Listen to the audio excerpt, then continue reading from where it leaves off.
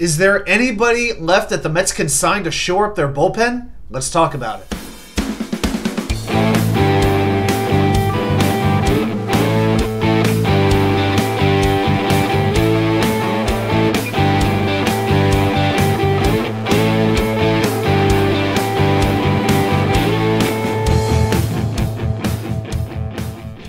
And well, welcome back to New York Sports WickerMedia. I'm Wa2K99. Thank you as always for taking the time to watch these videos. If you're returning, welcome back. Please like. And if you're brand new, welcome aboard. Please like and subscribe, share with a friend. I appreciate everyone's support. So there has been a little bit of a run on relief pitchers signing free agent contracts. It's been an incredibly slow to develop free agent market, but now we see that Robert Stephenson, who I wanted on the Mets, has signed with the Angels. Josh Hader signing an enormous contract with the Houston Astros. Aroldis Chapman also signed a contract, I believe, with Pittsburgh for 1 year, $10.5 million. So some of the marquee free agents are starting to come off the market, and this Mets bullpen really needs another reliable arm in that bullpen to set up the bridge to edwindiaz, probably the best closer in baseball. So who's out there? Well, I've got 6 names for you, and I'm kind of ranking them from who I want least to who I want the most. I'd be fine with any of these guys, but this is just where my thoughts are right now. So the first guy is philmaton. Now, Maton pitched 66 innings last year with Houston. He's been in their bullpen for a little while now, and Maton will eat some innings for you. Over the last 4 years, he has thrown the 7th most innings of any reliever with 218.2 innings. Now, his ERA, it's okay, 3.93. Not great, but you could certainly do a heck of a lot worse, and he can get some strikeouts. He averages about 1 strikeout per inning. If the Mets sign him, that would be fine. I wouldn't exactly be doing backflips over it. All right, number 5 is jakobjunis. Now, Junis was in San Francisco last year, and he's a converted starter who made the switch to the bullpen last season, and the results went quite well. Through 86 innings, he struck out 96 and walked just 21. That's a 4.57 strikeout to walk ratio, the best of his career. His pitches were going harder, and a lot of opposing hitters just did not know what to make of them, and he's got a pretty dangerous slider. That's sort of his go-to pitch. Now, his ERA was 3.87, which is quite good, but again, it is kind of a limited sample size. So that's somebody you could take a chance on for maybe 1 year, 2 at the most, and see what happens. Now, the next one I want to talk about is probably the biggest name. This is the relief pitcher who is most in the news right now because of his contract demand, and that's hectorneris. He's pitched with Philadelphia as their closer. He's pitched with the Astros, a couple other teams. He posted a 1.71 ERA during his 2nd season in Houston. Absolutely fantastic. And also had a great strike, but the problem was he had a low strikeout rate. 10.1 strikeouts per 9 innings was the lowest of his career, actually going back to his rookie year back in 2015. Plus, he's 34 years old. Now, he did have a very big role with the Astros in their bullpen when they beat his old team, the Phillies, back in 2022. Another thing that you gotta like, he has never spent a day on the injured list in his 10-year Major League career. Pretty exceptional for a reliever.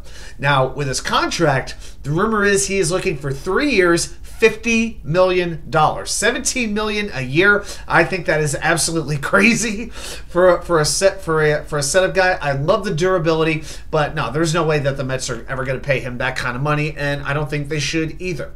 So while I like the capability, 34 years old and demanding that kind of contract, I'm not too sure about it. Okay, number 3 for me is going to be David Robertson.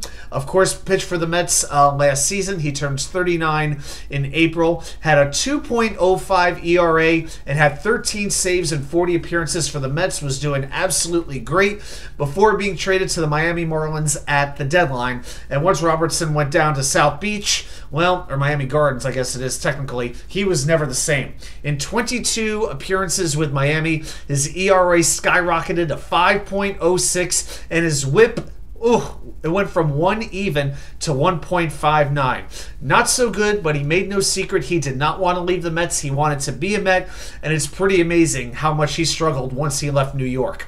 So I think this is a situation where there could be mutual interest. He does turn 39 during this season, but for 1 year, I like to see that Robertson to Diaz bridge.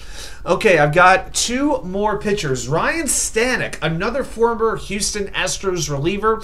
He has been a staple in that bullpen. That has been one of the best in the league over the last few years. And during his 3 seasons with Houston, he had a collective ERA of 2.90 during 186 appearances, and he pitched 173 innings. He has put up some really good numbers, but you really haven't heard his name mentioned in the talks yet. You know, and after having such a good 3-year stretch, it's kind of interesting. Now, last year his ERA was not quite as good. The ERA was just over 4, but he has proven experience in high leverage spots, and he's almost always succeeded. So a lot of times with these relief pitchers, you're counting on a bounce back year because you never know what they're going to be from one season to the next. But I like the idea of bringing in Ryanstanek, giving him 2 years, and let's see what happens. And number 1, probably the guy that I'm looking at most right now, is Ryanbrasier, most recently of the LA Dodgers. You know, the Dodgers had the best bullpen in all of Major League Baseball last year during the second half, and Brasier, who is a midseason acquisition, was very important there. So he was basically let go from Boston. He was terrible, had over a 7 ERA in 20 games. He signs a minor league deal with LA in June and immediately turns everything around. So he debuted June 21st with the Dodgers, appeared in 39 games. Check these numbers out. His ERA was 0.7. His whip was 0.72, and he allowed a 136 batting average. That was in 38 innings. He allowed 18 hits, struck out 38, and walked 10. He's really, really good at getting ground balls. Over half the batted balls against him did not leave the infield. So it's going to be interesting to see what the Dodgers do. Brasier might be looking for more of a high leverage spot. You know, they've got Evan Philipson as their closer. They signed a couple of other guys as well to sort of fill out the bullpen. So if I'm the Mets, I'm looking at Ryanbrasier and trying to bring him in. Let's see what he can do.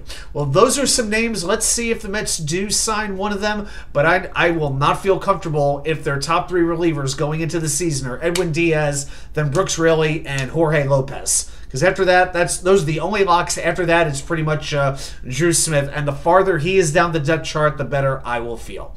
Well, those are my thoughts on the bullpen. Let me know if there's any one of these guys that you want to bring in, or maybe there's one that you want to avoid at all costs. Put it right down there in the comments. Thanks, everybody, for watching, and I'll see you right back here with more content from you know where. The Wicker Chair.